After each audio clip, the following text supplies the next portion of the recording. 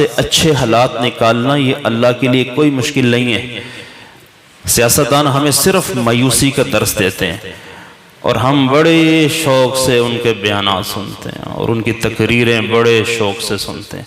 کروڑوں روپیہ ان کے جلسوں پہ خرچ ہوتا ہے، کروڑوں روپیہ، اور سننے کو کیا ملتا ہے؟ ہمیں صرف بغض اور عداوت اور دشمنی اور نفرت، یہ سننے کے لیے جاتے ہیں اور اپنا ٹائم برباد کرتے ہیں، نمازیں برباد کرتے ہیں، حقوق کی پامالی کرتے ہیں۔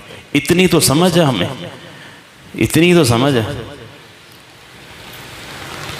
شراب اللہ نے حرام اس لیے کیے تھی، شراب کے حرام ہونے کی جو علت ہے وہ اللہ بتاتا ہے، انما یرید الشیطان ان یوقع بینکم العداوۃ والبغضاء فی الخمر والمیسر ویصدکم عن ذکر اللہ وعن الصلاۃ۔ یہ شراب کے حرام ہونے کی وجہ بتائی اللہ نے۔ ایک وجہ تو ہے نشہ لاتی ہے، تمہیں بدمست کر دیتی ہے، تم ہوش و حواس میں نہیں رہتے، یہ تو ٹھیک ہے۔ اور کیا کرتی ہے کہ یہ تمہارے درمیان دشمنی ڈالتی ہے، عداوت پیدا کرتی ہے، بغض پیدا کرتی ہے۔ اس سے تم لڑتے ہو آپس میں، جب ہوش و حواس میں نہیں رہو گے تو تم لڑو گے آپس میں۔ اور کیا کرتی ہے؟ وَيَصُدَّكُمْ عَنْ ذِكْرِ اللَّهِ وَعَنِ الصَّلَاةِ، یہ تمہیں نماز سے روک دیتی ہے، تمہیں اللہ کی یاد سے غافل کرتی ہے۔ اس لیے میں نے شراب حرام کیا۔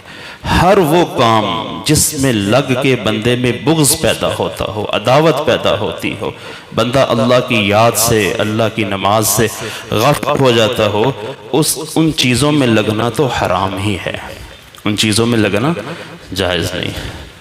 تو سیاسی جلوسوں میں، سیاسی جلسوں میں یہی تو ہوتا ہے، تو ان میں شرکت کہاں جائز ہوگی؟ ان میں شرکت تو حرام ہوگی کہ ہمارے اندر بغض پیدا ہوتا ہے۔ تم پی ٹی آئی کا جلسہ سنو یا نون لیگ کا جلسہ سنو، تمہارے اندر بغض کے سوا کچھ پیدا نہیں ہو رہا، اور قوم تقسیم در تقسیم در تقسیم ہوتی جا رہی ہے، اور بھائی بھائی کا دشمن ہو گئے، پڑوسی پڑوسی کا دشمن ہو گئے، نمازی نمازیوں کے دشمن ہو گئے۔ پہلی صف کے نمازی ادھر پی ٹی آئی ادھر نون لیگ، منہ لگانے کو تیار نہیں۔ یہ کیا انہوں نے ہمارے ساتھ۔ رسول اللہ نے امت کو جوڑا، انہوں نے امت کو توڑا۔ تو ہم اللہ کے نبی کا ساتھ نہیں دے رہے، ہم تو ان لوگوں کا ساتھ دے رہے ہیں جو ہمارے خیرخواہ نہیں ہیں، وہ صرف اپنی اغراض کے بندے ہیں۔ ہم سے غرضیں پوری ہوتی ہیں اور وہ چلے جاتے ہیں، اور ایسا دہائیوں سے ہو رہا ہے، اور آئندہ بھی ایسا ہی ہوتا رہے گا جب تک ہم اللہ سے، رسول سے، دین سے ہم دور رہیں گے۔ یہ لوگ تو ہمیں ایسے ہی کاٹ کاٹ کے رکھتے رہیں گے۔ یہود و نصارہ کی شروع سے ہی یہی سازش ہے کہ مسلمانوں کو ایک پیٹ پہ جمع نہ ہونے دیا جائے۔ تب اللہ نے قرآن میں کہا وَاعْتَصِمُوا بِحَبْلِ اللَّهِ جَمِيعًا، ایمان والو اللہ کی رسی کو مل کے تھامو۔ تمہاری نسل اور ہو، تمہارا قبیلہ خاندان اور ہو، تمہارے ملک شہر اور ہو، تم سب مسلمان ہو۔ انما المؤمنون اخوہ، تم بھائی ہو، تمہیں اللہ نے بھائیوں کی لڑی میں پروایا، تم دشمن تو نہیں ہو۔ اعدوا لهم ما استطعتم من قوة ومن رباط الخيل ترهبون به عدو الله وعدوكم، اللہ کے دشمنوں سے جنگ کرو۔ تم تو آپس میں جنگ کرنے لگ گئے۔ 3 دعائیں فرمائی تھی اللہ کے رسول نے، 2 قبول ہو گئی، ایک نہیں ہوئی، کہ میری امت قحط سے ہلاک نہ ہو، کہ ایسا قحط امت پہ مسلط ہو کہ ساری امت برباد ہو جائے۔ قبول ہو گئی، ایسی صورت کبھی نہیں بنے گی۔ معیشت تو اپ ڈاؤن ہوتی رہے گی، اور اس میں بھی قصور ہمارا ہی ہوتا ہے، معیشت کے اپ ڈاؤن ہونے میں قصور ہمارا ہی ہوتا ہے۔ یہ جو ذخیرہ اندوز ہے نا، کچھ تو گندم سٹاک کر لیتے ہیں، کچھ چاول سٹاک کر کے رکھتے ہیں، مارکیٹ میں نہیں بھیجتے۔ آج کا ڈالر سٹاک لوگ کر رہے ہیں، اور ڈالر روکو، مہنگا ہو رہا ہے۔ ذخیرہ اندوز پہ لعنت آئی ہے۔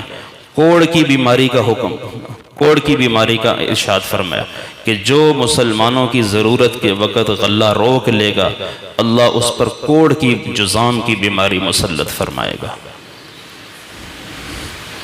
تو ذخیرہ اندوزی تو جائز ہی نہیں ہے کسی بھی چیز کی، نہ ڈالر کی ذخیرہ اندوزی جائز ہے۔ ہم لوگوں نے ڈالر سنبھال کے رکھے ہیں، مارکیٹ میں نہیں لا رہے ہیں، کہ مہنگا ہو رہا ہے۔ یہ حالت ہے ہم لوگوں کی۔ اور ارشاد فرمایا تھا جس شخص کو مسلمانوں کے حالات سے کوئی دلچسپی نہیں ہے اس کا ہمارے ساتھ کوئی تعلق نہیں۔ حضور کا فرمان ہے جس کو مسلمانوں کا احساس نہیں ہے اس کو ہمارے ساتھ کوئی تعلق نہیں۔ تو اللہ کے حبیب صلی اللہ علیہ وسلم جو مبارک دین لے کر آئے ہیں وہ برکتوں کا مرکز ہے، برکتوں کا مجموعہ ہے۔ ہم اس دین پہ چلنے کی کوشش کریں۔ ہم بارہا یہ ہم کہہ سکتے ہیں کہ ان سیاسی جلسوں جلوسوں میں شرکت آپ لوگ مت کریں، ان کو سپورٹ مت کریں، آپ دین کو سپورٹ کریں، دین پہ چلنے کی کوشش کریں۔ کسی کی تقریر سے بغض کسی کا پیدا ہوتا ہے، حرام ہے بغض رکھنا مسلمان کے بارے میں، ہیں دونوں مسلمان ہی، لیکن کسی مسلمان کا کسی کے بارے میں بغض رکھنا، دشمنی اندر پیدا کرنا، یہ تو سخت قسم کا جرم ہے، حرام قرار دیا۔ آپ نے فرمایا مسلمان کی شان تو کعبے سے زیادہ ہے، کعبے سے زیادہ ہے، کیونکہ اللہ نے مسلمان کی عزت کو حرام کیا ہے دوسرے پر، کہ کوئی کسی کی بے عزتی نہیں کر سکتا، کوئی کسی کا نام نہیں بگاڑ سکتا، اور کوئی کسی کو برے القاب سے نہیں پکار سکتا، مسلمان کے بارے میں کوئی شخص بدگمانی نہیں کر سکتا۔ اللہ نے حرام کیا یہ ساری چیزیں، مسلمان کا مال بھی، جان بھی، خون بھی، سب دوسرے پہ حرام ہے کہ تم نہیں کر سکتے اس کو۔ تو یہ